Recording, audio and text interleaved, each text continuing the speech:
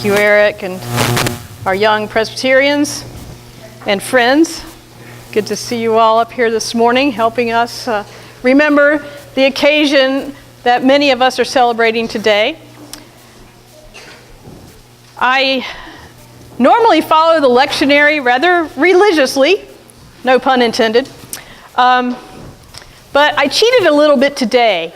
The lectionary New Testament readings are guiding us through some Revelation passages, and I selected next week's Revelation passage for our New Testament reading for this week because I thought for our Earth Day service it was especially appropriate. So with that in mind, please hear now the word of the Lord for you and for me this morning from the 21st chapter of Revelation, the first 6 verses. Then I saw a new heaven and a new earth, for the first heaven and the first earth had passed away, and the sea was no more. And I saw the holy city, the new Jerusalem, coming down out of heaven from God, prepared as a bride adorned for her husband. And I heard a loud voice from the throne saying, "See, the home of God is among mortals. God will dwell with them. They will be God's peoples, and God himself will be with them. God will wipe every tear from their eyes. Death will be no more. Mourning and crying and pain will be no more, for these first things have passed away." And the one who was seated on the throne said, "See, I am making all things new." Also he said, "Write this, for these words are trustworthy and true." Then he said to me, "It is done. I am the Alpha and the Omega, the beginning and the end. To the thirsty I will give water as a gift from the spring of the water of life." This is the word of the Lord. Thanks be to God. Well, Earth Day was the day after Easter, so that's why it got delayed a little bit until this day, which coincides with Mother's Day, but I thought that's kind of appropriate if you think of Mother Earth. It's just one more of the many hats that the earth wears to sustain us, to give us life and living. It kind of fits. Earth Day worship reminds us that the natural world is where life began, and it is something that we in the 21st century need to be reminded to get back into from time to time, to remember it, to value it. And for us in the faith community at Hillsborough Presbyterian Church, to hear today how God would have us relate to it, this earth that we inhabit. This is a rather tough sermon to give on this day in the year 2019. The earth has had a kind of a difficult year. Many of you know what that's like, to have a difficult year. So I've been really thinking hard about the message of judgment and hope that should be in every sermon, but particularly perhaps a sermon on a day that honors the earth. I did a little internet research to try to find out if anybody could guess what the human population was on the earth at the time Psalm 23 was written. Now there's some debate about exactly when this psalm was written. If you concur with those who said King David wrote Psalm 23, it would be about 1000 BC. If you concur with those who believe the psalm was written more in the exilic period, then it would be about 500 BC. So about a 500-year gap that scholars get paid to argue over. And they enjoy that.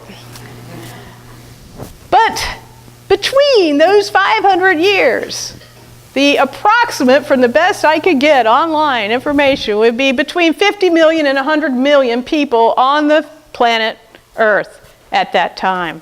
Of course, many of you know we're about at 8 billion today.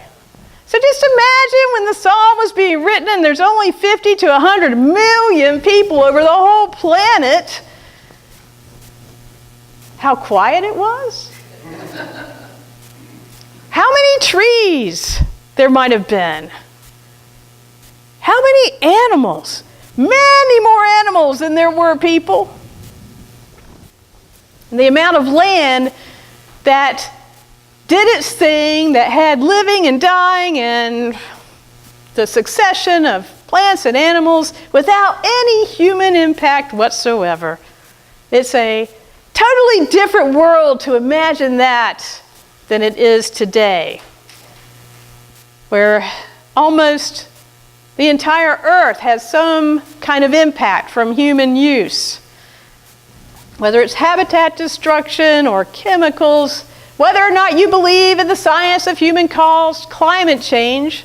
And I was having a conversation with someone who doesn't believe in the science and yet who admitted to me, there's some real problems with how we're using the earth and the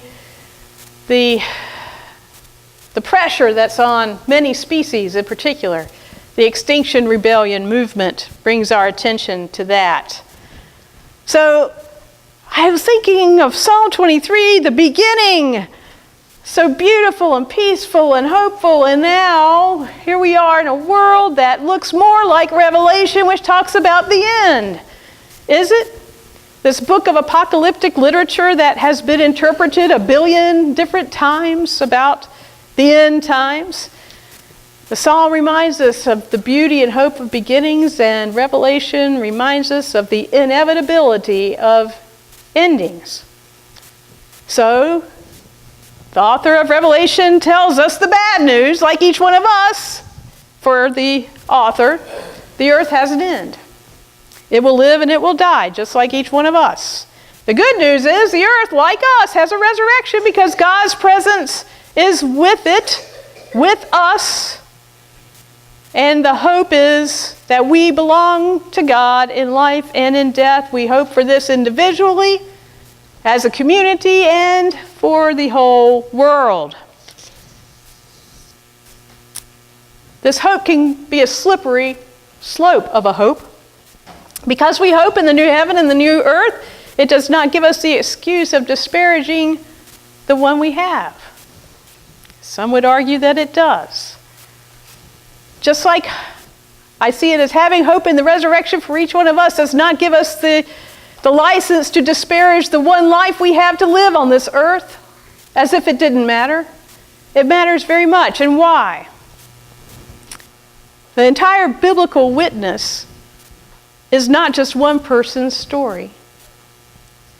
It is an entire epoch of humanity's story.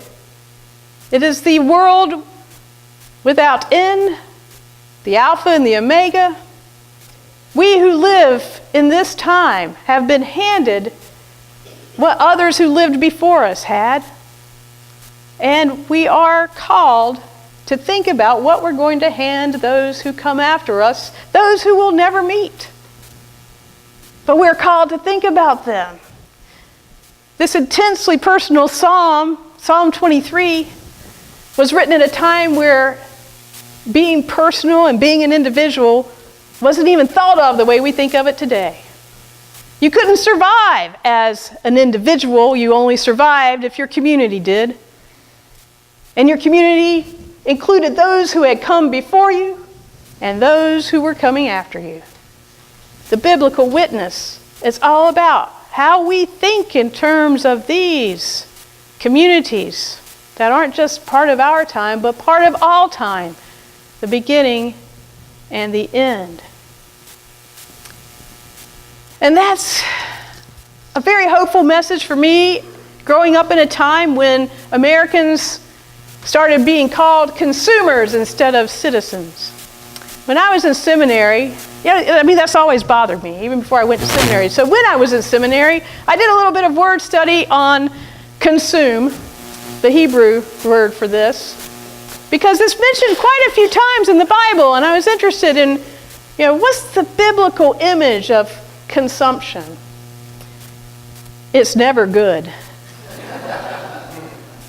The Bible speaks, when it's using this Hebrew root for consumption, of God's wrath consuming the earth, of fire consuming the earth, of God consuming a sacrifice that was meant to atone for something wrong. It's never good if consumption is involved. And of course, the old disease, tuberculosis. It used to be an old disease, right? Latest estimates are about 25% of the population today have it. We used to call it consumption.